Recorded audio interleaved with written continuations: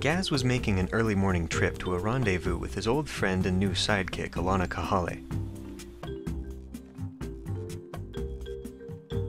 He was glad she didn't resent him taking her former position, since he was counting on her support for his final plan.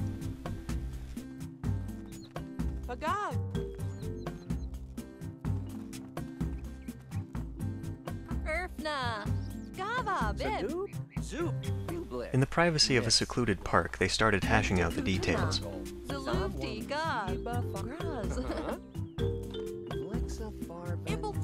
Alana still wasn't sure about the rocket idea, though. Back at home, Wadsworth had finished his morning chores and sat down to read about making crepes. The recipes seemed simple enough, and he was eager to try them out.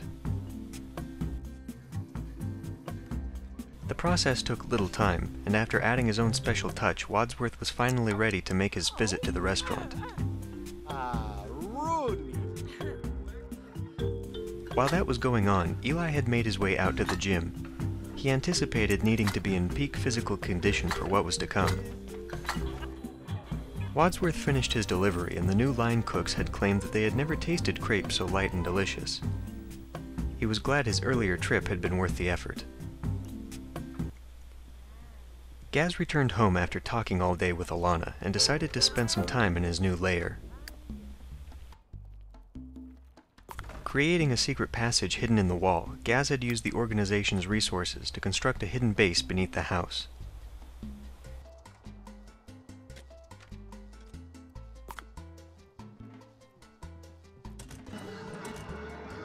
From here, he could keep up to date on the latest information from around the world. The bunkhouse had been taken down and new rooms built underground. A large new rec room had also been put in, and Pearl and Wadsworth spent some time unwinding before bed.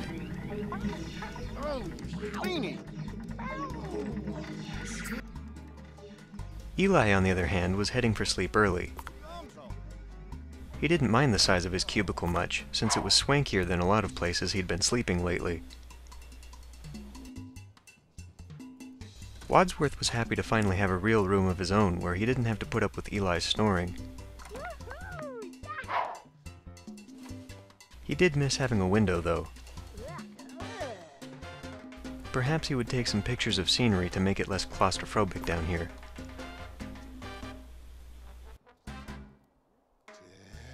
Eli got a start in the training room before dawn the next day. He was able to break apart space rocks with ease now. He was sure that if he ever returned to Shang Tsung Law, he would be unstoppable. Bright and early, Gaz made a visit to the old seaside shack where an important visitor awaited him. Dr. Albert Wiley was a disgraced scientist, but a genius in the field of robotics. Gaz had used the criminal network to extend an invitation to the Mad Doctor for employment here in Sunlit Tides. His skills could certainly be useful.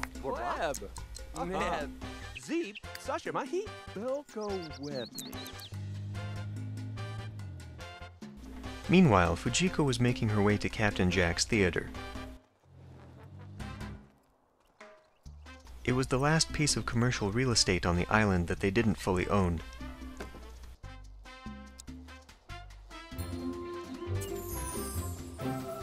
A few signatures and a bag full of money later, the remaining partners had been muscled out.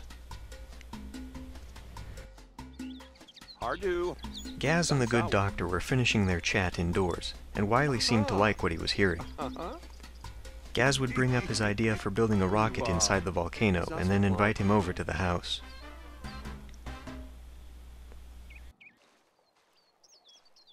While that was going on, Pearl was out at one of her favorite fishing spots. It was nice to get away and enjoy the view once in a while.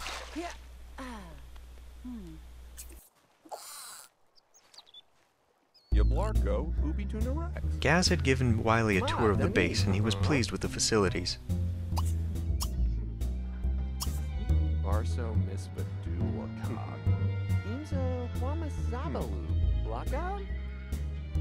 Seeing the potential to further his own work, he agreed to join the gang. A new workshop and research lab would soon have to be constructed.